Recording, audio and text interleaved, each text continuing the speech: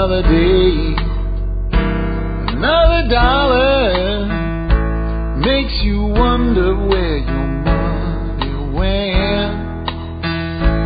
You can scream and you can holler. Hi, this is Jack Spirko. Welcome to yet another episode of the Survival Podcast.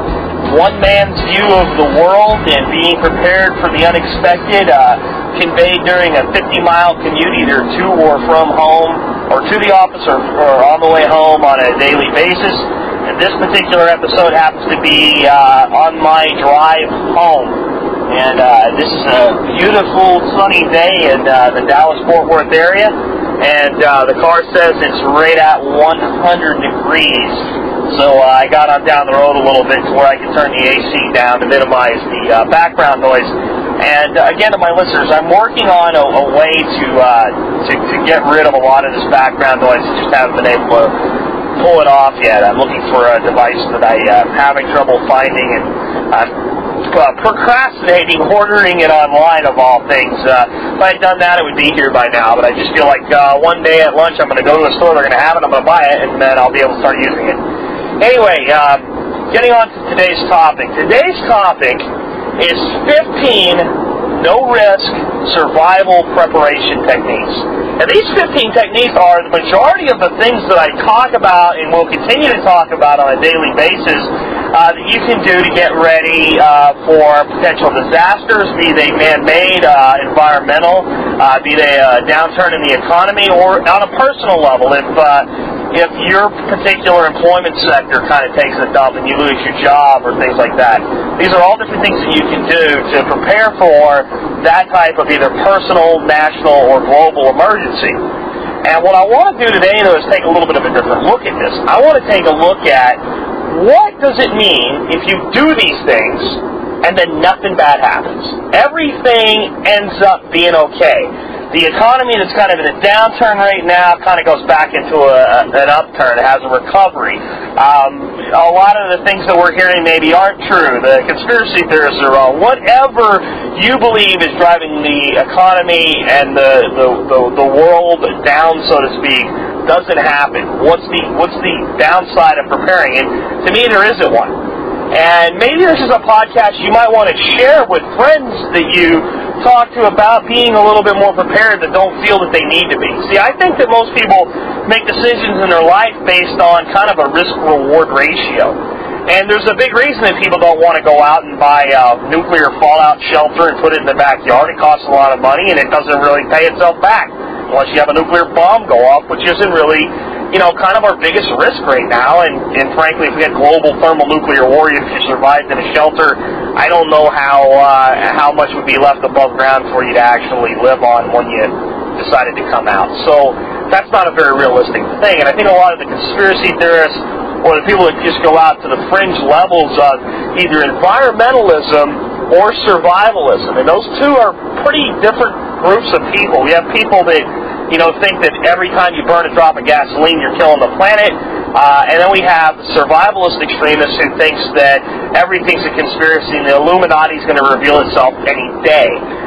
Those aren't really the worlds that I live in, either one, and it's not how I advise my listeners to live either. I advise you to live from a standpoint of realistic threats. And if we're going to go now through these 15 ideas and preparation techniques, and I'm going to talk about what they mean to you if nothing happens and what they mean to you if something does happen. And you can kind of decide for yourself which ones you want to do. They're not all for everybody. And we'll kind of illustrate with that the first one. One of the things I really advise that people do is buy additional cheap land somewhere out in the sticks and homestead on it. And this is really more for the guys still living in the city. If you live in the country already, if your primary residence is 20 acres in the country with a little farmhouse and a homestead, well, obviously you don't need to do this. But I know that a lot of my listeners are kind of urban people that live in a major city like I do, and they eventually want to get out of there. For those people, I really recommend this. And there's nothing wrong with doing it even if you already live in the country. It's just not maybe as high on the priority list. So what I'm talking about is going out and finding a 2 or 5 or 10 or 20 acre tract of land somewhere in an area where it's possible to grow some of your own food and build a more economical home and eventually kind of maybe retire to or semi-retire to or move most of your lifestyle to. Now, that's a great dream for a lot of people. A lot of people want to do something like that. But let's look at the other side of it. So let's say that the economy does recover. The great crash never comes. And you've gone out and bought this little piece of land, and you've begun to improve it. You've started to clear some of it. You've set up some maybe raised beds for growing gardens on. Maybe you've put in electrical and phone and water service or a well or whatever you've had to do to put a small dwelling on it. The odds that you're going to lose money on that type of an investment are very, very low. In fact, if the economy recovers, you probably stand, if you ever decide that's not really what you want, you don't really want to live there, to have a piece of land that's worth a lot more than you paid for it. So your risk factor there is low. It's extremely low. In fact, there is no risk to me whatsoever in having an additional piece of land. Let's look at the other side. Everything goes to pot. I mean, the economy just dwindles, you lose your job, whatever happens, you can't afford the home you live in anymore. Hey, you know what? At least you got some place to go. Maybe you haven't gotten to the point yet where it's just like home, but you can then go work on it. In other words, you've got an out. You've got a place you can go. You can get by with very little. And if you take the approach of doing it and paying for it as quickly as possible and kind of paying as you go with it rather than mortgaging yourself into an additional property, hey, you know, again, very, very low risk, very high return. No matter good times come or bad times come, you're in good shape with it. The next one that I talk about, this is a fundamental of modern survivalism, is to store food for future shortages, be they like a wide-scale food shortage where just food's not there, or that you have financial difficulties where you can't really afford to buy a lot of food for the next few months, and both of those are possible. Well, let's again look. The economy recovers, nothing goes wrong, everything is good. 2 years from now, people look back and say preparing wasn't necessary, but you had been building up a store of additional food. But instead of building up, a store of MREs and pinto beans, you're just basically buying a little bit extra as you go, and you're creating a stockpile of food that you readily use. Pastas and canned goods and things that don't spoil, that store well, that you use every day, and you slowly build that up. Right now, food is inflating faster than anybody's stocks are going up, better than any investment out there, certainly better than the 1% that you earn on a savings account. In other words, food's a good investment. If all you do is take food that you use and stockpile in your pantry, the very fact that the food's there and bought at today's prices is a good investment over buying it tomorrow. In fact, the New York Times ran a piece stating that stockpiling non-perishable foods was one of the best investments you can put your money into right now. So that's a pretty high-end financial source to get your data from. They're not exactly a bastion, again, of conservative wisdom. But when they say something like that, it's something to really take and consider to be pretty factual. So, again, storing food, low risk, great return. Something goes wrong, you're prepared. Nothing goes wrong, you've hedged against inflation. And right now, food is probably a better hedge against inflation than gold even. The next one I tell people to do is to build a secondary income. Or if you can't really build a business of your own, if you're not that kind of person, you don't have that kind of mindset, and if you have the time and availability to do this, go get a second job. Whatever you do, increase your income.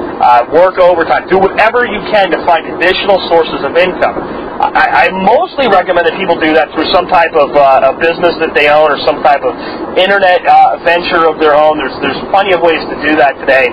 Even if all you do is go out and set up a couple blogs and blog and build up your blogs to a point where you can go to these various blog for money services and do that.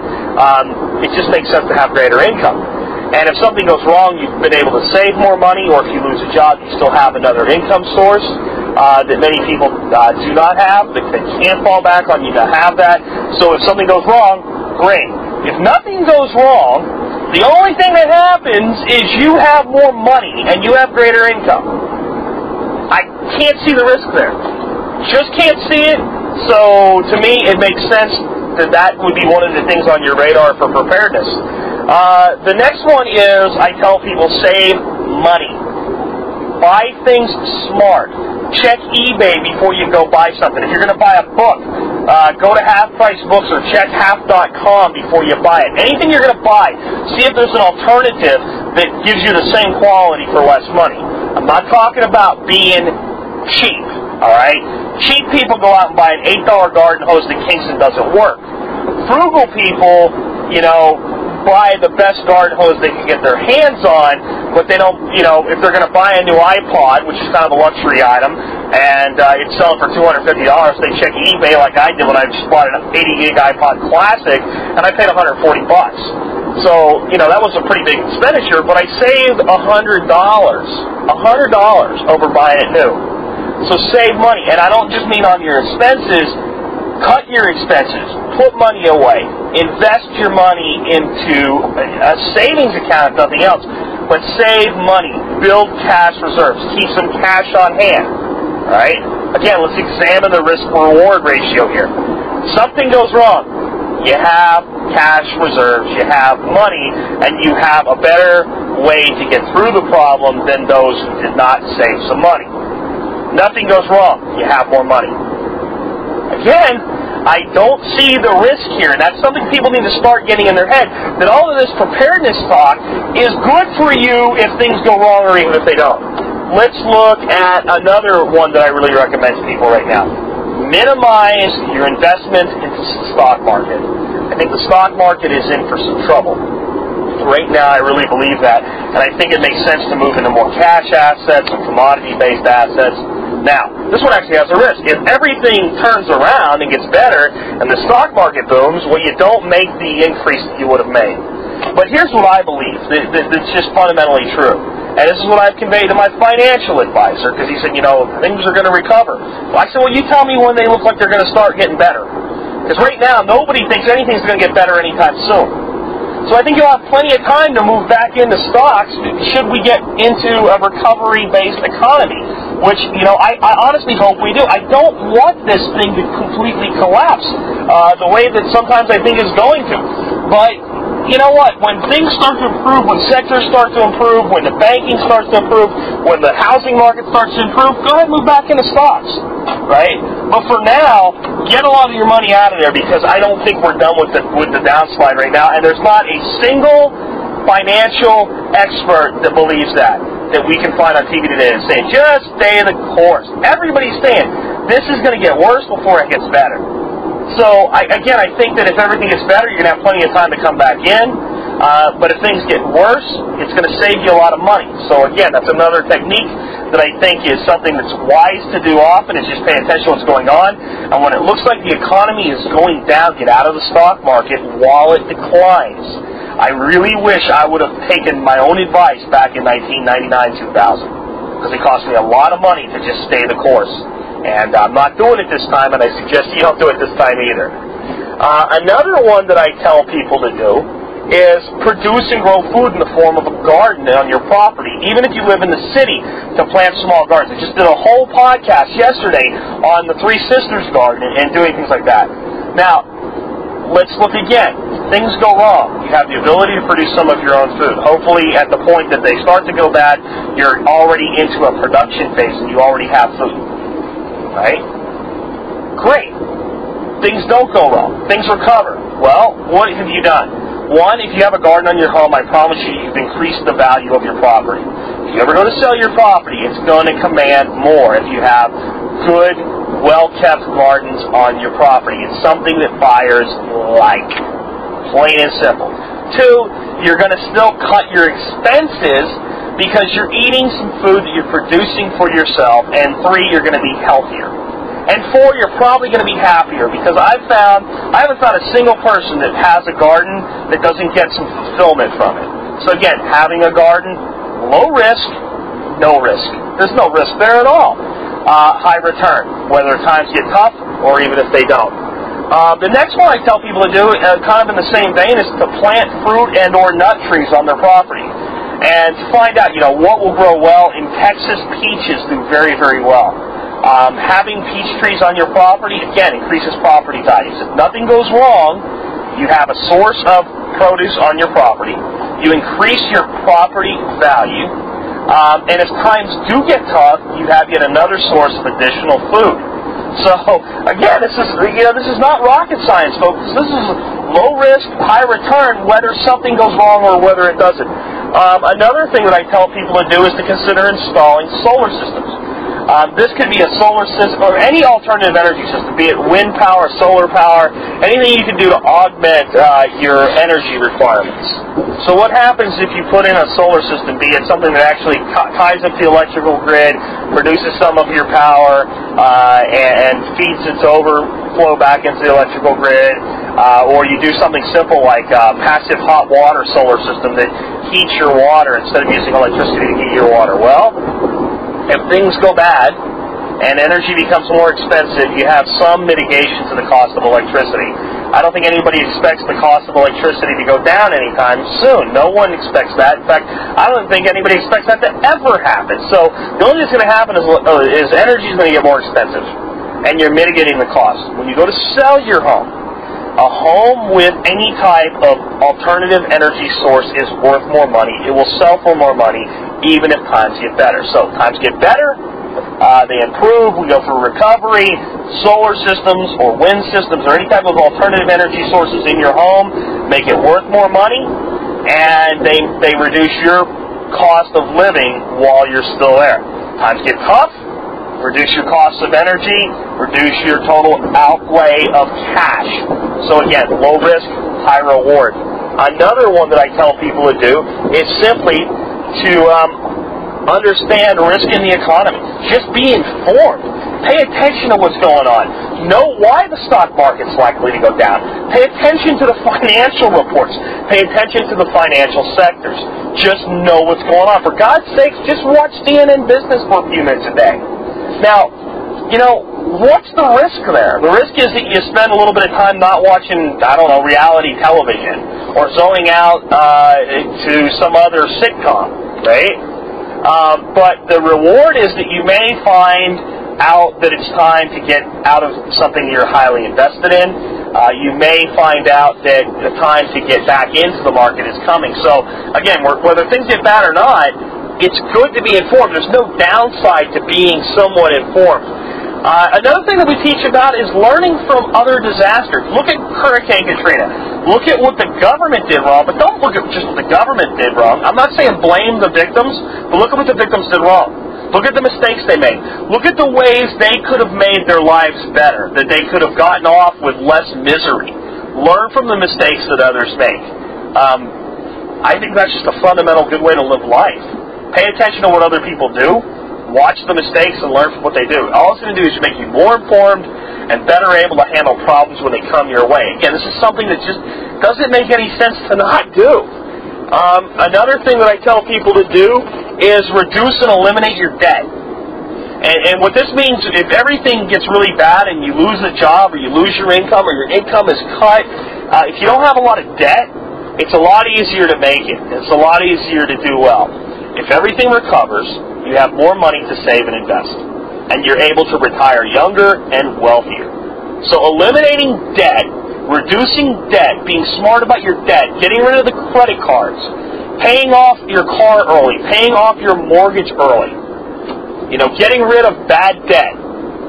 There's no downside to that whatsoever, and it will help you be better prepared if we have major problems, which again, I believe that we're going to have major problems in the coming years, so I'm preparing for them that way, but if nothing goes wrong, I'm still going to be okay.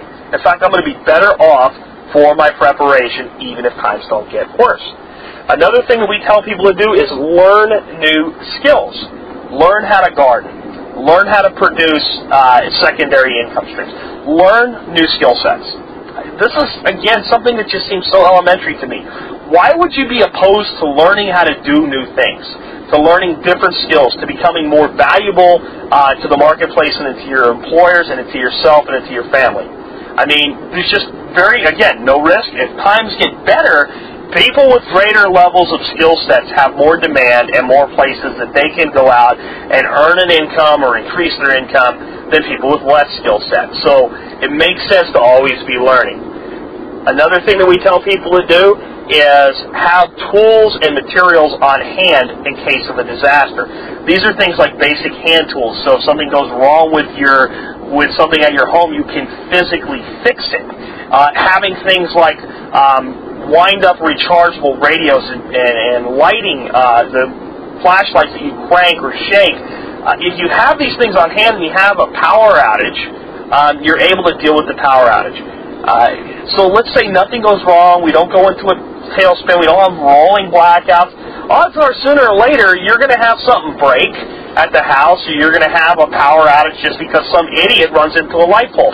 Being prepared with materials and tools, it works out no matter what. Sooner or later you're going to need them, sooner or later you're going to use them, and the investment in them is really low compared to not having them when you need them. Being helpless in a dark home in the middle of the night, not having any idea where a flashlight is, not having batteries for your flashlight, what have you, it sucks, right? And even if we don't have major catastrophes, major disasters, every person sooner and later ends up having to either fix something, repair something, or deal with a blackout. So having materials around, again, low risk no matter what happens.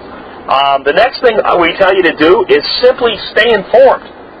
Stay informed about weather threats to where you live. If you live where I live, our biggest weather threat is tornadic activity. So we pay attention when there's thunderstorms forecast, especially in the afternoons or overnight. I have a 2-story home. If we're going to have bad storms in the middle of the night, we make the big sacrifice of sleeping on our big leather couch downstairs instead of upstairs, because we may not wake up if the tornado sirens go off. We may not be the safest in the world sleeping on a couch, but we're much safer on the first floor of our house than the second floor if we get hit with a tornado. A tornado is a real risk for anybody that lives in North Texas. We're part of Tornado Alley. That's our big risk. There is some flash flooding in the area. Where I live, I'm kind of elevated. If my house is flooded, you know, we might need to call Noah up and ask him to build another ark. I'm one of the higher elevations in the city. I'm not likely to experience flooding that's going to affect my home. If I do, the whole city's underwater. So that's not my primary risk that I worry about, but it's still something that, you know, most people need to pay attention to. Flooding's possible in most locations. If you live on the coast, hurricanes are obviously a threat. Up in the northern parts of the country, blizzards, ice storms, things like that are a threat. All I'm saying is pay attention. Don't be a zombie wandering through life. Reality, sooner or later, there's going to be some type of environmental threat in your area. Being informed about it, being open to the fact that it could happen, there's no downside to it. So there's, again, a thing that people can do to be survival-minded, to be prepared, to be self-sufficient. Doesn't really have a risk if nothing happens. The worst thing that happens is you kind of know what the weather's going to be doing for the next couple days. And I think you need to be informed not just about weather threats, but economic threats. Pay attention to what's going on. Pay attention to the fact that India and China are rising economies that are taking away from our oil supply. The gas is not going to go back down to $2, folks. It's not going to happen. We used to think that 220 was very expensive gas. Now we would cry with joy if it went back down. It's not coming back. Pay attention to the world economy. Understand why it's not coming back.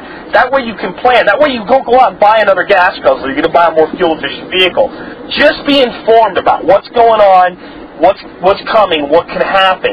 Be aware of risk. Nothing about that is tinfoil hat-wearing conspiracy theorist. That is simple, common-sense way to live. Another thing that we tell people to do is have an evacuation plan. It's going to be our last tip of the day. Have a plan for if you got to get the hell out. A, where are you going to go? B, how are you going to get there? C, what are you going to take with you? All right?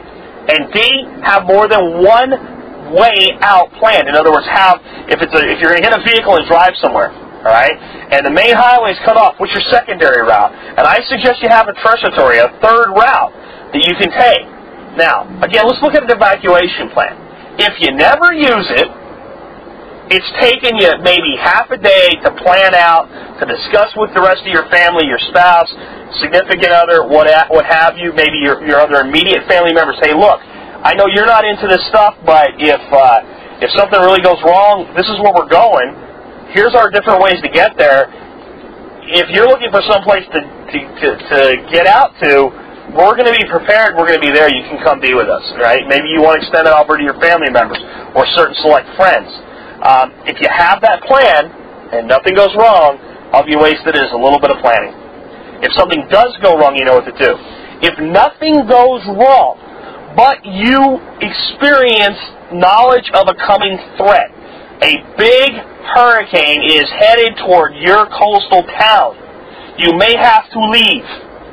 Having a plan, knowing where you're going, etc., even if and eventually the news guy comes on and says, don't worry about it, the storm's taking a turn to the east, we're not going to get hit by this one. It will reduce your anxiety in that time. You will live more confident having that evacuation plan.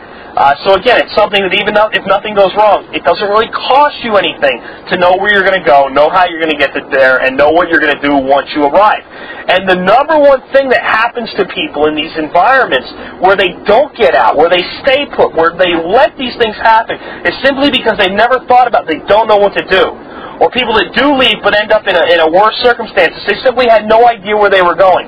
They didn't understand that they had control over the situation, and they put no thought into it prior to the event happening. So again, these are all things that can be part of sensible survival planning, can make you more prepared for either regional or global or economic disaster or personal disaster. Loss of a spouse, loss of an income, loss of a job, major injury to a family member. These are all things that are far more likely to happen than the end of the world as we know it scenarios that a lot of people kick around. You can have an individual, family level, or regional disaster any day. That's reality. That's what these preparedness things are for. But again, all of these things that we've gone over with you today, even if nothing goes wrong, most of them put you into a better position in life. They make you able to have more, do more, be more free, do all the things that most people want out of their life anyway a lot better. And the few that don't really give you a huge upside, they have very little investment, like having an evacuation plan. Sure, if I have an evacuation plan and nothing goes wrong, I'm not richer for it. I'm really not. And I'm not hedging inflation or anything like that, but again, if it costs me so little, it just makes sense to have that contingency plan there. So hopefully this is giving you some things to think about. It's kind of put a new spin, a new perspective on this. And again, if you know people that are kind of on the fence with the survivalism stuff, that think it's all radical, crazy talk, or religious fanaticism or eco-fanaticism, this might be a good podcast to share with them and recommend that they listen to, because it kind of puts a new take on these things, and it puts people into that perspective. Hey, look, if nothing goes wrong, I'm not only okay, I'm better off for it. If something does go wrong, you are kind of screwed, and people that have done these things are going to be able to weather the storm a lot better. Hence, it makes sense to be prepared. That's why the Boy Scouts have had it for their motto for over a century now. Again, this is Jack Spirko with another edition of the Survival Podcast. I hope you enjoyed this one. And remember, drop by our website anytime, thesurvivalpodcast.com. Look up this episode or any other episode you've listened to. Comment. Give us ideas, suggestions, ask questions. If you don't understand something or you want us to elaborate on something or suggest a show, please, your feedback is more than welcome. Again, I hope you have a great day, and thank you for tuning in to another edition of the Survival Podcast. Makes you wonder where your money went. You can scream and you can holler, it really doesn't matter, 'cause it all gets spent.